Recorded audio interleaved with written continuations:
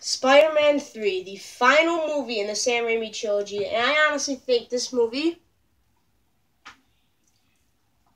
it's okay. It's watchable. It's not the greatest of movie, but it does redeem itself with Sandman. Sandman is probably my favorite superhero in all of Spider-Man history.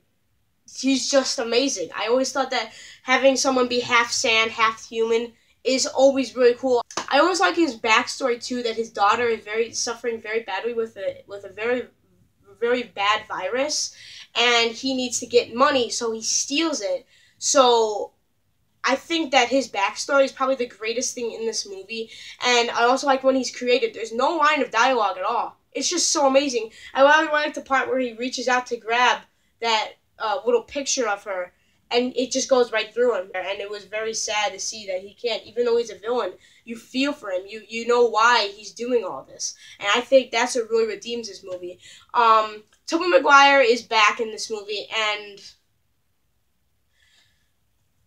well, we went from Peter Parker to emo Peter, because just this and this, and I don't even know. This movie, but to be fair, that dance scene was pretty well done, and it was very well done, and Peter's move was pretty good. I heard that he had to practice a lot to do those dance scenes, so give him credit for that. I mean, if I was asked to dance for a movie, I'd be like, why am I doing this? But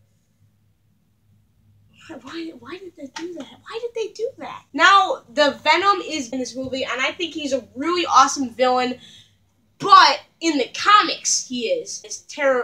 This villain is okay. I really hope they redeem themselves with the Venom in the 2018 movie Venom, a spin-off movie from Spider-Man.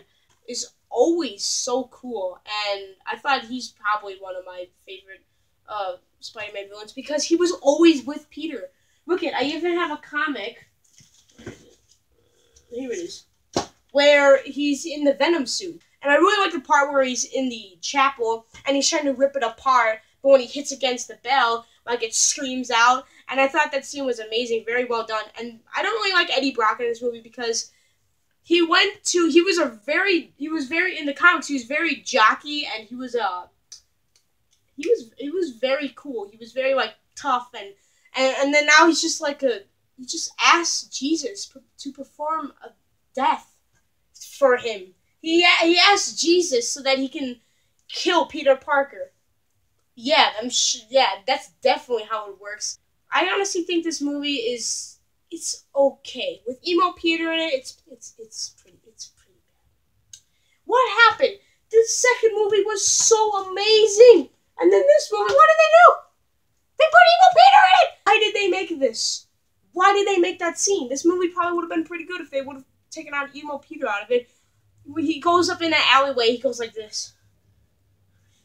I'm emo Peter this time, boys. Spider-Man is still awesome. Harry Osborn, I really like how he was added to the movie because he starts out as an evil villain in this movie, and with The Amazing Spider-Man 2, we just had 3 villains at us, and all of them had to be brought from the ground up. They all had to be taught to the people who are watching why they're here.